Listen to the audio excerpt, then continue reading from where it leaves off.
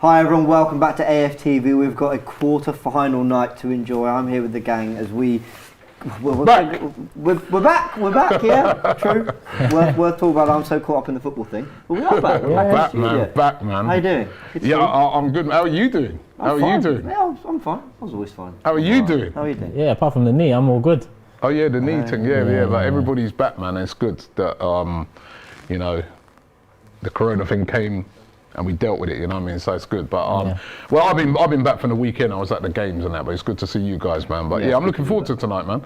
This could be the last game before they shut everything down again. Because I don't know, I'm getting worried about it, man. I saw today in Scotland, Wales, they've shut down everything. There's going to be no fans at games. Well, immediately, innit? Mm-hmm. Scotland, from Boxing Day, no fans at games. Oh, is it, yeah. So we all know what's coming. They're probably going to try and come with that over here next, you know? Yeah. So...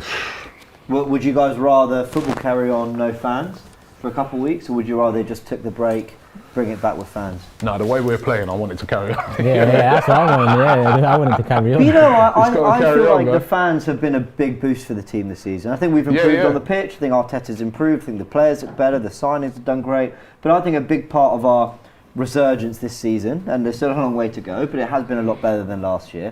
I think a lot of that has been down to a buzzing Emirates Stadium. Yep. The away fans have been incredible. Yep. And I feel like there's been a real connection between fans and the team and the journey that we've kind of been on this year.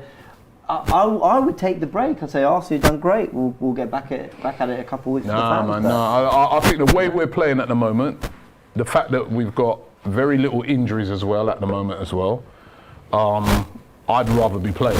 I'd rather be playing games, man. You know what I mean? If it's without fans, it's not the ideal situation. But I think the way we're playing, I want to continue.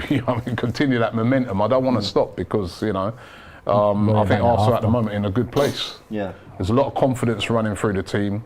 They all seem to be playing for each other. Yeah, I'd like the games to continue. Yeah. But I'm just like everybody, we're just fed up with the situation with, that it might, after we all thought that, we're done with that, seeing no fans at a game, the fact that could return, it's a shame, it's really... If it does, hopefully for not very long. I know the important thing is keeping everyone safe and everyone watching. Hope you guys are keeping safe as well. Let's welcome Laurie. Laurie, woo, welcome. Hello. No one else? That's me, I'm sorry. Show me some love, man. I haven't seen you for a while. How you doing? Yeah, I'm good, man. I'm good. Yeah, I'm good. Looking forward to tonight. Mm-hmm. I agree with Robbie, by the way. Momentum is crucial. Playing these games, we don't want no hiccups, man. Yeah. Keep playing. Keep playing, man. We're playing well. I mean, I was at the game at the weekend up at Leeds, and obviously, no, they were missing. We got to take that into account. They're missing a lot of players, yeah. Mm-hmm. But even so, the way we played from the get-go was really encouraging to see, man. That was, for me, that was a really pleasing performance. That one and the West Ham one, in those two in particular, for me, watching those performances. Yeah, because remember, we've had other wins and we've been on runs and stuff like that. But with those ones, it was the performances. I was like, man. Yeah, right. West Ham, right from the beginning, bang, on them. Really imposed our game on them, played well, good goals, good movement, you know what I mean? And then in the Leeds game, we know they're missing players, but we took advantage of it. Not like that Everton game, remember that? Yeah, because remember, Everton was in a similar boat where they were missing players, no Calvert-Lewin, no this, no that. And we didn't take advantage of it, and we were slow and we were horrible, bad performance. Mm-hmm. But the one at Leeds, West Ham, proper 100%. Proper performances, man. From Saka, Odegaard, Martinelli. You know what I mean? It was fire. I liked it. So, I can't remember the last time we've had 3 good wins and 3 good performances at a time that's crucial in a season. Yeah, I don't mean at the end of last season where really those 4 or 5 wins didn't really mean much. You know what, you're spot on. You know when the pressure is on. Because even you're playing, even if you think about it, on that game on Saturday night, that was a thing as well I was thinking about on my way up there. I'm thinking, right, we're the only ones playing. Yeah. Right? Now we've got another opportunity now to push maybe, get in that top 4 position. Are we going to mess it up, or are we going to take advantage of the situation? And we took advantage of it. And I'd rather, we've got them points on the board now. I know other teams have got games in hands and things like that. Even Tottenham's result at the weekend, ordinarily you say, wow, brilliant result for them getting a draw in Liverpool, but it's still 2 points dropped out of the games in hand, you know what I mean? So, don't want to put him James, No, go on. but do you think that not having any European football would be to our advantage? 100%. Yeah. Fresher squad, isn't it? Yeah. Although Spurs now look like they won't have any European football. Apparently they're appealing it. The breaking news in the last half hour. No, I'm serious. Yeah, they are appealing Apparently it. they're appealing it. Do you think that they're appealing with their sort of tongue in their cheeks? Now, Conte is quite upset about it. I think the appeal is probably on a little napkin. They want to win a trophy, man. They want to. You remember at the start of the season, all the Tottenham fans were saying, well, at least with this, we can win a trophy. And now, to go with the Audi Cup. Only they could pull this off, innit? They look like they're going to get knocked out of that as well. Is that right? Conte's really upset about it? Well, in the press conference, he mentioned it, saying it's unfair and it's like, wow. Did he say that with a straight face, though? Yeah, he wasn't happy. Listen, at the end of the day, they ain't won nothing. Yeah. So that was a trophy they could win. Yeah, imagine putting that alongside the Audi Cup. Which one holds more weight? You know what? We're bantering Spurs. As we're about to enter a quarter-final game, which for me is a big game. Now we've got the best draw we could have. There's no jinxing or anything like that. This is fundamentally the best draw we could have had. Sunderland at home. I think every other team were Premier League opposition. We're seeing Spurs face West Ham, Chelsea have to go to Brentford, Liverpool, Leicester. So this went so nicely for us. It's the first of the round. It's not even like we know. It's at home. It's not that we're thinking about who else we could play. Yeah, we'll just do our job and we can enjoy tomorrow night's football. We've come in on good form. Packed Emirates. It's not like this whole are they going to be fans or not. We don't know about that yet. Fans are there, and it's a chance for Arteta to get into a 3rd consecutive semi-final. We know what happened in the last. We don't want to talk about it too much. But he's got a little bit of a knack for a cup run. And this is an opportunity to win a trophy that, shamelessly or not, I really want to win. Well, we haven't won it since, was it 93? Something like that, yeah. 93. And it's funny because we had a discussion the other day in Curtis's stream. Big up Curtis if you're watching. And I was saying that, listen, I'm old school, as you know. If it came down to it, you could win the cups. I think you know what I'm going to say now. The FA Cup, the League Cup, now the Carabao Cup, or top 4. I mean, obviously we want all 3, but if it came down to it, what would you prefer? Yeah, it's top 4, innit? I can't. For me, see, I disagree. For me, it's FA Cup, top 4, League Cup. That's my priority. Yeah. Nah, not right now. For me, it's top 4, FA Cup, League Cup. Why? Because the top 4 gets us back into the Champions League, which we ain't been in for ages. I'm desperate to get back in that. Remember the last time we was in it? Why are you so I know the last time we was in it, but it gets I made my first appearance on this channel the last time we was in it. And it's all downhill from there. But you know what? But also, what it does, right? It enables us, right, to the type of players we're able to then attract changes. When you can offer them Champions League, it does, definitely. Give me evidence. That's a fair point. Definitely, man. Like, I'll give you the evidence right now. That guy that we're after, Vlahovic, right? We'll probably miss out on him, not because we won't have the money for him, because I think we will have the money for him, right? But we'll miss out on him because he'll have like 5, 6 other clubs that will come in for him that will be able to offer him Champions League football, and we can't offer that. And for the top players, that is a huge sell. The fact that I'm going to be on big wages. Yeah, I'm at a big club, but I'm in the Champions League. You know what I mean? I'm playing against the big boys week in, week out. Okay. It's a huge. So by logical extension, why haven't Tottenham been able to attract those types of players? Well, they're not in the Champions League now, are they? No, but they have been in recent years. Good point. They were for a few years. Who did they get? Yeah, but then they weren't really. And who did we get? Off the back of our when we was in the Champions League, who did we manage to? Well, no, I think Champions League. I think that's a misnomer. No, Champions League did used to help us to attract players. What he's saying is right, but the reason we didn't is because of our owner. Yeah. That's why we didn't spend big. And Tottenham actually, to be honest with you, Ndombele at the time he was signed by Tottenham was a sought after midfielder. Yeah, he was. You know? He was. And I don't think they would have been able to get him if they Yeah, I think if a player Ozil Alexis, Ozil, the best number 10 in the world, came to Arsenal, didn't he? And I think playing for Wenger and Champions League football, that was a big Alexis part. chose us over Liverpool at that time. Yeah. You're one of the top players, man. Champions League you want to play in. You don't want to. You don't want to be playing in no Europa League. You definitely don't want to be playing in no Conference League, and you definitely don't want to go to where you're just playing no Europe. But my argument is right. Okay, you qualify for the Champions League. I can understand why the owners and the money men they want, because it fills their coffers with money. But for fans, that's why I take we the FA want Cup to first. win things, don't we? That's why we want to win those things. glory days out. We want to win things, but for me, right, I want Arsenal to get back amongst that elite, right, and for the progression of Arsenal. I feel that getting into the Champions League is progression. That's now, you're starting to now get back to where we used to be. Yeah, we're starting to move. We've won League. FA Cup. We won a FA Cup. And going up at the group stages every year. I'm not belittling the FA Cup, you know what I mean? And I want us to go for everything, right? But for me, the priority this season, as far as I'm concerned, is Arsenal, is to get into that top 4, get that Champions League place. You know what I mean? Let me change my answer a bit then, yeah?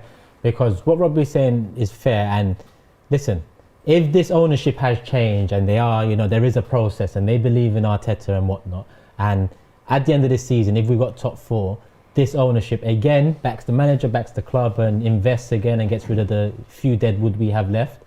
And we have a squad capable of not competing for Champions League next season, but at least getting to quarters, let's say, at least the quarters. Then I might take top 4 ahead of FA Cup. But because I know these owners and I don't expect them to have changed, and if we was to make Champions League, I'm with you. They're happy because they're making the money. Yes. And they probably regress back to what they used to be under Wenger, in my opinion. So I'll take the FA Cup based off of what I know. But if they've changed, if they have changed... we had an animated discussion the other day, Curtis' stream, and I was suggesting to him that if it's down to me, and they offered me, don't get me wrong, I do want to qualify for the Champions League, and I hear what Robbie says, I do agree with much of what he says. However, football's about winning things, and if we can win the League Cup and the FA Cup as opposed to the top 4, and we still qualify for Europe, because let's face it, it's all about winning things. If I can win those 2 trophies at the sacrifice of winning, finishing in the top 4, I'll go for the cups all day long. I'm a sucker for silverware. Like I love winning silverware, and I think no one wants to hear this. I'd love to be in the Champions League. I think Arsenal as a club should be in the Champions League. Do I think this very young team can go from no European football to Champions League next season and be competitive and do well? But you bring players in. That's when you add. Realistically, one or 2? Maybe 2 or 3, but you start to bring in those. I want to hear that Champions League music, man. I've got some. Are you going to do? I'll do one for you. Dean Pierce says, I get massively excited before Arsenal games now. This one's no different. Hopefully, the feel-good factor will continue. Big up to Arsenal and big up to AFTV, and I agree with him. The feel-good factor. That's why we want to continue on what we're doing. And do you want to do that one, AFC Max? Yeah, why not? AFC Max, the regular, always comes in. Says, hey, FTV panel, I have a question for you. This is my question. It's 5:40 a.m. in Sydney for a 6:30 a.m. game. Do you have a lot of respect for overseas fans who get up early? Yeah, we've got unbelievable 6:30 in the morning. Yeah. And it'd be a work day. I remember one time when I was in Australia, and a fan was explaining to me, right, that there's some games and that kind of sums it up what this guy was explaining to me that time. He said there's some games where he wakes up in the morning, watches the first half, then he's got to go work. So this must be like that, isn't it? If it starts at 6:30, 7:15, and you say you got to start work at 8, or you got to still get there, that's dedication, man. I've got mad respect for overseas fans, because the only difference between them and us is that we are lucky enough to get there. Yeah. You know what I mean? If they could get there, trust me. A lot of them do. Yeah. And how many overseas fans do we meet at games? Exactly. Yeah, so. And I know you've got respect for them, because I've seen you do those morning transfer dailies when you've been in Australia or the US or whatever. It's 2 a.m. Welcome to transfer daily. Yeah. Trust me, man. I'm thinking, Robbie's struggling through this one. What was that story when you went back to the hotel but you forgot you had to do it? So you got. I've had a few of those. I've been on a tour. I think I was in America, and then I forgot. I was like, oh shit, I've got to do transfer daily, I can't go to bed because if I go to bed, by the time I go to bed, it's about 5 in the afternoon or something. So I had to do it at like 2 in the morning. And then when I started doing it, I was doing it in a hotel room and someone was like knocking, shut up. So then I had to come out and walk down the road and do it on the road. The 11's, sorry to cut you guys, the 11's out. And it's a really fascinating one. We were ready for it, yeah? That means it's a big change, yeah? Let's hear this. Goalkeeper Bernd Leno. Okay. At right back Cedric. Yeah. Centre backs White and Holding. Okay. With left back Tavares. I was saying that because Pierre-Emerick, of course, has got COVID. Yeah. But I thought he might have put Chambers and. I thought Rekic was training that, the young Tunisian defender we got in January. Rekic, they're really rated as well. Now the midfield three, El Neni at the base. I expected that. With Smith Rowe and Odegaard.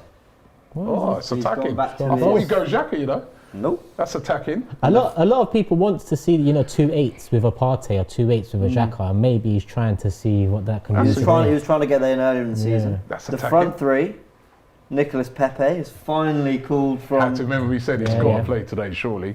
On the left, Eddie Nketiah. I expected. On the left. Okay. Up front. Aubameyang. Lacazette. Balogun. Good man. About time. Balogun. It's about time. Let's go, that's man. Good. That's interesting. That's I've got to say, that's a really interesting 11. That's quite an exciting 11. It's an exciting 11, yeah. I like that. Ramsdale, Tierney, Gabriel, Partey, Xhaka, Patino, Saka, Martinelli, and Lacazette. So Odegaard he's got reinforcements. Odegaard and White's the only ones from the weekend. So Odegaard and White keep their place. The ones I consider first team is Smith Rowe, Odegaard, White. Yeah, Smith Rowe. Obviously Tavares played a lot of first team football. We know Leno's a perfectly decent goalkeeper. Experience. That front three though, Pepe, Nketiah, Balogun, all with something to prove, I think. Yeah, Pepe's I must say on Leno, shout out to Leno because he's kept his counsel, isn't he? Yeah, absolutely. He's not stirred the pot. Yeah. I'll tell you what, I'm excited now for the game because I'm excited to see Balogun. Yeah, I'm excited to see. Man. But it's interesting that he's put Eddie out wide, which he's kind of been playing. He's been trying that a few games, but he put Eddie out wide and put Balogun down the middle. I think it's worked for him. Sorry, Laurie. I think that makes sense. And not only that, let's be honest, man. Balogun is the future, isn't he? So games excited like this. to see Balogun, man. I'm excited. Did you say on the bench? Is there no Martinelli on the bench? Yeah, Martinelli. He's on the bench. Saka. Yeah. So you've got enough in reserve on the bench. Yep. Right. And I'm excited to see. That's an attacking team as well. I mean, Odegaard and Smith Rowe. Yeah. And then that front three. I'm really hoping that Pepe has a good game today. I hope so too. And then he's got his work cut out today. Then he's He's got a lot of work to do. It should be all right. But let's break all this down. There was super chat. I didn't want to let this go. It's from Ellis. Says, I want to wish you all a Merry Christmas. I hope we get a nice win tonight. The Hennessy is being poured. Merry Christmas, Come guys. on. Stay safe. Yeah, you mean. Thank you, Ellis. Thank you very much. That one's been waiting for a while, but I just wanted to get that in. Okay, let's break this down. Balogun could be off on loan in January. That was the big news report, but That was before the Oba stuff, wasn't it? It was. Yes, it was actually. So potentially that's changed. Potentially. That's a very. Because behind Lacazette, what do we have if Oba's not about? True. I'll tell you what, man. I'm big chance here for Balogun tonight. Yeah. Big chance. A lot of people have been calling for him to start. The timing's right. He's been banging in the goals in the under 23s week after week after week all season. This is it now. This is your chance. You know what I mean? It's very hard on young players because you only sometimes get kind of like one shot in it. You come in tonight and you impress. Then there'll be people saying, well, put him on the bench for the weekend, and that's how you get in. Bring him off, yeah. If you come in and you flop, people are like, well, he ain't ready. Send him on loan. It's a real. What sort of pressure will he be under? Hopefully, sat in those change rooms before the game tonight. I mean, this is what it's about, isn't it? You signed them contracts, you want these moments. So could I raise something? I know it's a bit left field here, but I'd be interested to hear your guys' opinion. Me and Robbie was talking about it before stream actually. Do you think that maybe the managers missed the trick by not including Aubameyang? Maybe not starting him, but having him there included as a kind of gesture of saying, listen, there is a way back. You know what I mean? I think more stuff has happened behind the scenes that we don't know about, and that's why the decision was made to extend the leave, let's say, until we don't have a date. it's rumoured to be after African Cup of Nations. Yeah, but which something is, happened aside from that being late moment. Yeah, it's got ugly. I think. It just at the end of the day, I think we've won the games. We've had 3 good performances, like Robbie said, 9 goals scored, 1 goal conceded. We can go into a semi tonight. I think the team has responded in a way that tells me they're probably very much in understanding of it. Maybe not in agreement, but understanding of it. But don't you not think it would have been clever management to maybe say, well, you know, you're not back yet, but we're integrating you slowly. Should there be... You know what Arteta's kind of let us in on a little bit, I think, when you put the pieces together. I always used to think that Arteta was this kind of my way or the highway kind of guy, and what I want is the way it's going to be. Non-negotiables, all that, because he always used that word. Yeah. I actually think he seeks a lot more counsel than we think. And the reason I say that is, you look at things like the leadership group, you know, he wants lots of different voices in the dressing room, or at least 4 or 5 people that kind of come to him from the player perspective. He's talked about wanting Wenger back. We know from his kind of interviews that he's been on, old Josh Kroenke's put him on the phone plenty of times to the LA Rams coach. He's always talking to him. You know, he learned under Pep Guardiola, and he doesn't shy away from that. I think maybe deep down, or kind of away from everything, I think this documentary is going to teach us a lot, actually. I think he seeks a lot more kind of advice than we think. And what cemented that for me was that he made 3 big decisions on Aubameyang. North London derby, Southampton he drops him, West Ham he stripped him the captaincy. And he got 3 great performances out of the team each time, which just says to me that for such a light character in Aubameyang, and for someone who's done so much for the club since he's arrived, really, when you look at the whole picture, you know, these decisions that seem really harsh on the face of it, it seems the players are really behind him on it. Yeah, listen, so I wonder. To me, it's a bit sad that he hasn't been able to make it into the team. But for Aubameyang now, he's got to, he's got to make it. He's got to try and earn his way back into the team. You know what I mean? He's got to try and earn his way back. I hope that there's a pathway back. There was a pathway back for Xhaka, and he did a lot worse. You know what I mean? Yeah, he did. Yeah. To me, you know what I mean, I'm hoping that there's a pathway back and that he earns his way back into the team, because I do feel that, you know, we're in December, it's Christmas. We've still got a long way to go this season.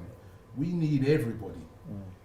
This is not a big squad with like loaded squad, you know what I mean? Like a Chelsea or a Man City and that. We need everybody, right? So if we can get him back on side and get him back playing and performing, right, that will be beneficial towards the team. But he's got to earn his way back. You don't just walk back in. And I'm excited to see Balogun tonight. I must admit, that's a bit of good news to me. I wasn't really expecting Balogun to start.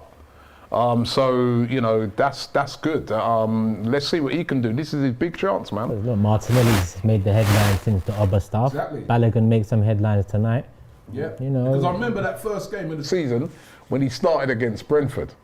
And I remember watching it and thinking, hey, this kid, he don't look quite ready. Martinelli was the same in that game too. Martinelli was a bit off-key as well, but because we've already seen Martinelli over the, we know that, you know, that was just we can just look and say off night. But in the case of him, I was like, well, I don't know, man. Not too sure if he's ready yet for. It was a big jump. Yeah. It's a big. People don't realise it's a big jump. Banging in the goals in the under 23s. Yeah. And I've been to many under 23 games. You guys have as well. It's a different level. Yeah. To even playing against a Sunderland, a full Sunderland. Yeah. You know what I mean? Or we're playing in the Premier League where every single player you come up against is an international. Yeah. It's different to playing in the under 23s, so, you know. Agreed. Let's go through some super chats, and I've got one final big question for all of you. Let's take Miguel. He says, cheers from the Dominican Republic. Hearing you guys always makes my day at work. Keep up the good content. Love for the love, brackets in Turkish's voice. Come on, my guy. Come on. Varaprad asked, no Ainsley, wonder if he's leaving in January too. Yeah, that is one to discuss. That's true. And then Uzma with a super chat that brings me on to what I want to ask everyone about. Do you, man, honestly rate Pepe? Remember when he tripped over the ball while dribbling against Leeds' B team? Oh, God. I can never forgive him. He's a dead baller. That's harsh, man. But I rate Pepe. Let's talk about this Pepe thing, because he's not involved. So there was one more actually from JXY says, Arteta has really given Pepe, Flo and Eddie service with both Smith Rowe and Odegaard, as well as proper attacking fullbacks. We should see a lot of goals. That's a really good point, actually. There's no excuses about no creativity, and even Cedric tends to bomb on more than Tomiyasu, though we know Tomiyasu is the better of the two at the moment. Let's talk about Pepe, because he's been on the bench, not making any appearances. I think he came on once the other day briefly. We need a goal against Everton. He goes to Nketiah first, not signing a new deal. Let's start with you, Laura, because I know you like Pepe. Yeah, listen, man, I like Pepe. I've always thought he hasn't. Listen, let's be fair. He's not always produced. He's been inconsistent, but I see a talent there, possibly. And I know this is going to sound weird to some people. Our most talented footballer in terms of natural ability with the ball. So I'm more than glad to see him back. The only problem I feel is that I just get the impression that this manager doesn't really believe in him. So I'm kind of thinking that regardless of how well he plays tonight, he's probably not going to figure much in the next Premier League game. But I am encouraged to see him back. How much of his form? Because I'm with you. I think there's a really talented player in there. And I don't think I've ever seen a player cost that much, be that kind of, I'm going to be honest, mediocre across 2.5 years. And yet still there are fans backing him and saying, no, but there's a good player. There's been an influx of them over the last couple of years. Chelsea have a few of them. So why is he different, Pepe? Like, why are we so... When you're a fan of the club, listen, if I analyse Pulisic over at Chelsea or Havertz over at Chelsea, flops so far in terms of what they was meant to come in and bring and what they've brought.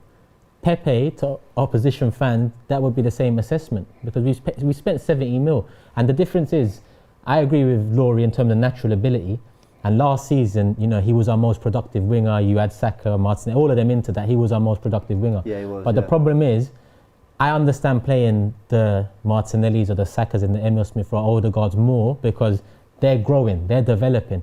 Whereas Pepe came in, and he's coming from France, but he was meant to be somewhat of a finished article. Yeah. And I'm judging him by that level. Sure. It's not your fault you cost 70 mil, but you was producing the goods in France. Yeah. So I've got to expect that or thereabouts, and we haven't even got close to it. Yeah. But at the same time, off the bench, he should be coming on ahead of Eddie. He did finish last season strong though, didn't he? Okay, some people are going to say I thought first half of 2021 and all that, but he finished strong. Yeah. So we know he's got the ability. The problem with Pepe's been consistency, but then it just seemed last season that he played 2 or 3 games, played well, and the minute he had the slight drop-off, next minute he's back on the bench. That suggests to me that the manager, and I know the manager has made references to training and stuff like that. So Sancho 70 mil, Grealish 100 mil. There's been a few over the years now. There's a lot of players, but I think we don't care about them. Like you said, it's our player, and we spent a lot of money on him. The record signing, and he's not delivered. And I think the problem that he has is that the guy that's coming in his place, in Saka, he, for me, has been our best player over the last few games. He has been brilliant. Mm-hmm. And the way he's picking up balls, driving it, terrorising defences, that's what I want to see Pepe doing. There's a big chance for him tonight, because I do believe with possible injuries, with COVID, guys are going to get minutes if they perform. If he plays really well tonight, he put in a great performance tonight, he could start possibly at the weekend. It's down to him now. He has to come in. I don't think he'll start at the weekend. Well, I think this is the Christmas period. There's a lot of games. There's a game Norwich, followed by Wolves, followed by City. There's, Saka might play all 3 of those games. So there's a chance for him to come in and do something. If he's put in a big performance tonight, get a goal, couple of assists, really, make a mark. You could be in at the weekend. They could look on it and say, well, rest Saka for the Wolves game or something like that. I don't know. But I'm just saying that the opportunity is here now again for Pepe. He doesn't always grab that opportunity. And he has to do it because, like you said, he's talented. I like watching him play. But then he can be very frustrating watching him play as well, you know what I mean? Because it's like you said, he's now the finished article. Like, I remember when we were looking at buying him, at the time I was saying to people, I would have got Zaha. Yeah, I remember. And we know Zaha's a finished article. If he would have come in, I think he would have been better. He would have just hit the ground running easier because he's been... So that's why when we're looking on him now, we're like, yeah, come on, man, want some more from you. You're supposed to be Tonight, he's supposed to be the best player on that pitch. Well, I was just about to come to that. He's under 100%. A lot of pressure tonight, isn't it, Pepe? Because he can't have an ordinary game tonight. He's the senior in that front three, and even he cannot. He's got to play well tonight. A part of being a top player, you've got to deal with it, innit? Got to. He can't be even bit part tonight. He's got to put it in tonight. You know, I think Pepe has been. The criticism's not been harsh for me. I think he's deserved the criticism for his performances. But the thing I'd say is, I think this is one of those. Maybe not rare ones, but for me it's as much on Arteta because I'm with you, Laurie. He's done some weird things, Arteta, with Pepe. I think the best Pepe we've seen has been when he's played on the left wing. There's something quite simple about it. There you go, running behind on your left foot. And he's not used him there. I don't know why. At times earlier this season he was playing Pepe on the right, Saka on the left, but they've both proven that they're clearly much better on the opposite flanks. And I'm looking at Arteta thinking, why are you doing this? I think Pepe's centrally as well. You know, I remember when we was over in France. Yeah. And there was some French guy saying to me that when he used to play at Lille, he played more central. Right. And I'd love to see him, play more centrally. I remember that game last season when we went with the false number 9. Remember that against Villarreal, and again he was on the wing, and I was like, that was the opportunity to let's see what he's like more central. There's a threat in behind. That's the threat. What struck me though about Pepe is that in this season he's had next to no minutes, has he? And that to me tells you a lot. If he was coming off the bench at times, then I could say, well, he's not quite. The worst thing about him, Laurie, he ain't been missed. Well, I've missed him. You missed him because you like him as a player, but have you missed him because of what he's been doing? I think against United and Everton, I think we could have done with him coming on. Yeah, I think so. But it's difficult because when you look at his last Premier League start, Crystal Palace 2-2. I think it was. Was that his last Premier League And if you look at that game, wow. I think he got the assist for the first goal, and he also put the ball in the box for the second goal. I took a ricochet and then we scored. Lacazette smashed it in, and then we didn't see him start again. Exactly. So it's a weird one. I don't really. He's our best. I think he's the best moments player we have in the squad. If there's anyone you think Arsenal are playing the worst football of their life, like Everton, and you need someone who's just going to put it in the top corner out of nothing. I think Nicolas Pepe is that guy. But again, Arteta, the central thing, it's not even just about playing up front. You can look at Mo Salah. He's on the right, but he's so central. He's near goal, and Pepe's always shoved out there on his own. We see how Saka deals with it, and Saka, who I think is a better player, is struggling with it. So, it's I think it's a classic case of a manager has come in. It's not his player. Yeah. He's looked at other options. He prefers the other options, the harder working ones, the Saka and people like that. I think that, Laurie, it's a classic case of the guy's got to do more, man. I think it comes down to mentality. He's got to do more. We need more from this guy now. You cost £70 million, whether you want the price tag or not. You're the guy. You should be the guy. Now we need to see that. Yeah. Let's get through a final super chat from Lawrence. Says, what do you guys think about loan players? There's a loan player situation. Saliba made Team of the Year and Torreira getting Man of the Match for Fiorentina. They've been impressing. Guendouzi's been impressing. Mavropanos has been impressing. There've been a lot of loan players who've been doing quite well. There's another super chat from Omel. He says, no, Ainsley Maitland-Niles gone in January. There are quite a few fringe-ish players whose futures are kind of... Ainsley's figured in these other and done well. Well, Ainsley's last game, he was actually man of the match in that game. He's not been seen since. Well, Arsenal's policy, and I'm purely speculating, Arsenal's policy around COVID has been not to actually announce beforehand. So Lokonga Mari, we didn't know till after that they were excluded. Oh, maybe. I'm wondering if Ainsley has got a COVID, because if not, he's on his way, surely. And if he is on his way, you've got to think midfielders come in, because Partey's off to AFCON. I'm surprised. Maybe it's a COVID thing, because I would have thought he'd be starting tonight. Yeah. I wonder whether Arteta's playing Smith Rowe and Odegaard tonight to maybe get used to those partnerships for AFCON, because that's too. And all the links so far in January for Arsenal has been for a midfielder. The striker talks are for 2022 summer, it seems. I think Romano said it yesterday as well. Striker, because you want to get the right. Yeah. That's a big investment, that striker position. Yeah. All right, guys. Should we end on some predictions? Yeah. 4-0. I'm happy to go first. 4-0 Turkish. 4-0. I'm going 4-0. He's just thrown out there. Before someone takes my score, 4-0. I'm going by at least 2 clear goals. In fact, I'll be disappointed if we don't. Don't leave it in the air. What's that? 4-2, 3-1, 2-0. At least 2-0.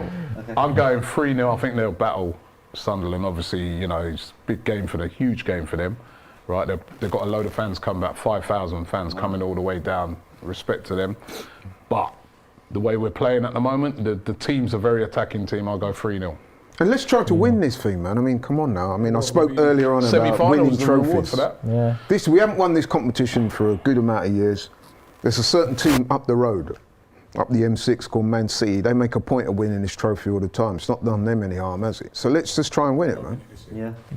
Shall I bring the biscuit and tea analogy back again? Oh God, yeah. Let me leave that. That was the biscuit and tea analogy that came out in that live last night. And yeah, you had a few of us scratching heads. I said the League Cup is a biscuit, but obviously I want the tea with the biscuit, so I'll take the League Cup with something else. Yeah, you like a digestive. A dry biscuit on its own. Yeah. You know what? I had some digestive last night, so yeah, I'm on that. But no juice. Yeah. You need the juice after digestive. Yeah, that's what I'm saying. Tea, you can't just have a plain biscuit. That's like that League Cup. Let's move this on. We'll end with the 11s. Sunderland's 11. We'll read it out. Burge goal. Winchester, Wright, Flanagan, Doyle, Gooch, Embleton, Neal, Pritchard, Broadhead, and Stewart. I'm not. Any of you well versed with Sunderland? No. Now tell me who their danger men are. Broadhead. I know that. I think his name is Lyndon Gooch. He's a pretty tricky winger, I think. And they got a Scottish striker. Who's their top scorer? Listen, they're in the top 3 in League One. They won at the weekend. They've been nearly coming up for a few years. Yeah, they're on form at the moment in their league, so you know, can't take them lightly. No, I'm not. I'm not for 1 minute suggesting that you should just go out there and expect them to roll over. But like you said, Robbie, the way we're playing at the moment, the fact they're at home, the fact that this is down to the last 3 to get into the last 4, it's a golden opportunity that we can't afford to miss. I've been really enjoying Sunderland till I die. And I do not want to be watching season 4 the day they knocked out Arsenal. And I think, oh my God. Arsenal's lineup, just to round it off: Leno in goal, Cedric White holding Tavares, El Neni, Odegaard and Smith Rowe in the midfield 3, Pepe, Nketiah and Balogun. All right, guys, that's been the starting 11 and predictions for you guys. Sorry, I'm just getting word from production. What am I here? Oh. Of course, guys. We'll be playing Top Squad. How could I forget? See, we're very professional here. You just get shouted things and then we talk about it. We'll be playing Top Squad as always, guys. Get AFTV VIP. Download the app if you go to aftv.mobi. Yeah. It's basically like an in-game stock market for players. Every player starts on the value of 20 mil. You can get up to 4 players with your 100 mil in-game money. The beauty is you can change players. So if you're having a bit of a shock, as Robbie tends to sometimes, you can just change your players around, say, oh, he's doing quite well, but the values change. So, you know what, if Pepe's having an absolute blinder, he might be worth 60 mil. So, yeah, pick wisely. All on Balogun, people, tonight. Reminder as well that I'm going to the game, right, and we'll be speaking to fans afterwards as well. So don't forget to check out the fan cams after the game, as well as these guys, of course, going to be doing great watch along in the studio. We've got it all covered, man, right here. Thanks for joining, guys. We'll see you soon. Peace.